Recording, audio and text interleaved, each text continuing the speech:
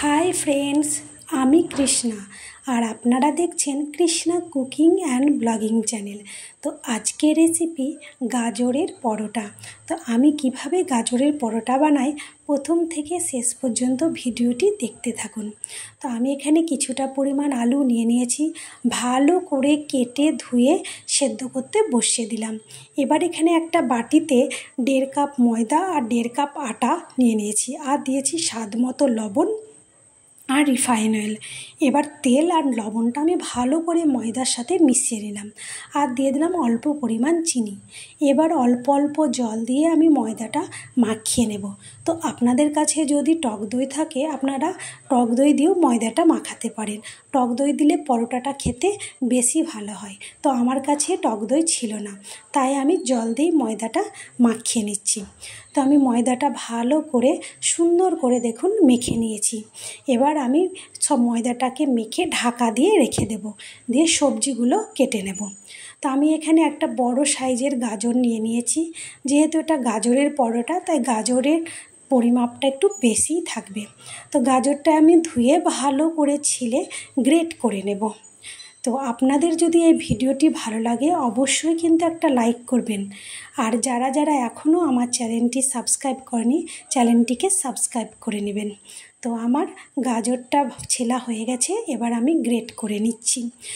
গাজর গ্রেট হয়ে গেলে আমি সমস্ত সবজিগুলো কেটে নেব।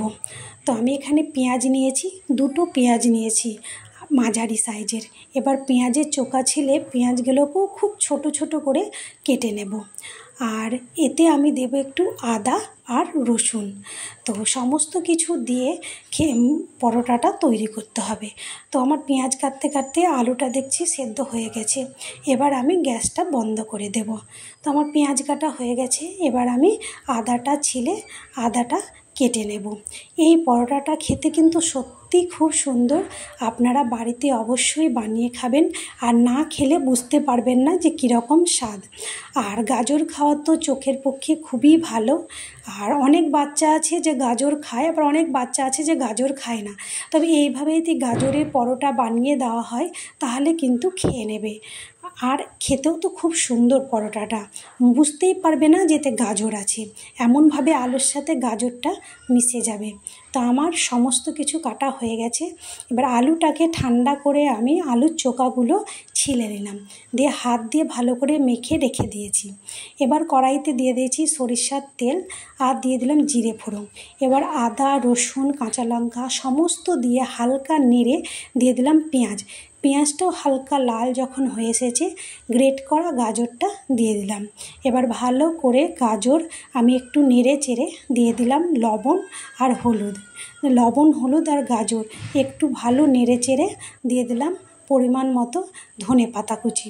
ধনে পাতা দেওয়ার পর আবারও আমি একটু ফ্রাই করে নিলাম, দিয়ে দিলাম যেই আলুটা আমি সেদ্ধ করে মেখে রেখেছিলাম সেই আলু সেদ্ধটা দেখুন গাজরের সাথে কি সুন্দর মিশে গেছে। মনেই হবে না যেতে গাজর আছে, মনে হবে আলু, শুধু আলুর পরোটা। তো আমার গাজর আলু সব সুন্দর করে কষানো হয়ে গেছে, আমি নামিয়ে নিয়েছি। এবার ওই কড়াইয়ে দিয়ে দিলাম জিরে গুঁড়োটা একটু হালকা ফ্রাই করে আমি নামিয়ে দিলাম, আলুর মধ্যে ঢেলে দিলাম। জিরে গুঁড়োটা দিলে ভেজে সুন্দর লাগে, একটা সেন্ট বেরোয়। তো আমার ভাজা মশলাটা শেষ হয়ে গিয়েছিল, তার জন্য আমি ভাবলাম একটু জিরে গুঁড়োগুলি ফ্রাই করে দিয়ে দিই, তাই ওইভাবেই দিলাম। আপনাদের যদি ভাজা মশলা করা থাকে তো ভাজা মশলাটা দিয়ে দেবেন। তো আমার আলু সুন্দর করে মাখা হয়ে গেছে আর ঠান্ডাও হয়ে গেছে। এবার আমি ময়দা থেকে লেচি কেটে সুন্দর করে একটা ঠোলা বানিয়ে নিয়েছি। এবার ওই ঠোলার ভিতর একটা আলু গোল করে পুর করে সুন্দর করে ভরে আমি মুখটা ভালো করে বন্ধ করে দেব। মুখ ভালো বন্ধ না হলে বেলার সময় যদি ফেটে যায় তাহলে কিন্তু পরোটাটা ঠিকঠাক হবে না। তো দেখুন আমি সুন্দর করে ভরে নিয়েছি। এবার একটু হাত দিয়ে লেচিটা চেপে চেপে দিতে হবে। এবার আমি হাত দিয়ে চেপে দেওয়ার পর হালকা হাতে বেলুন চালিয়ে সুন্দর করে পরোটাটা বেলে নিচ্ছি। বেশি চাপ দিলে কিন্তু পরোটাটা ফেটে যেতে পারে, তাই একটু হালকা হাতেই বেলে নিতে হবে। তো আমার পরোটা বেলা হয়ে গেছে আর আমি আগে থেকেই এক তাওয়া বসিয়ে দিয়েছিলাম গরম করতে আর দিয়ে একটু তেল মাখিয়ে দিয়েছিলাম যাতে পরোটাটা লেগে না যায়। তো আমি পরোটাটা দিয়ে এক পিঠ হয়ে গেছে, আমি উল্টে দিলাম। এবার আমি সাদা তেল দিয়ে ভালো করে পরোটাটা ভেজে নিচ্ছি। আপনারা যদি চান তাহলে বাটার দিয়েও পরোটাটা ভাজতে পারেন।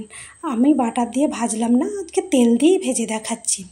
তো আমি তেল দিয়ে দেখুন সুন্দর করে লাল করে পরোটাটা ভেজে নিতে হবে, এপিঠ ওপিঠ উল্টে।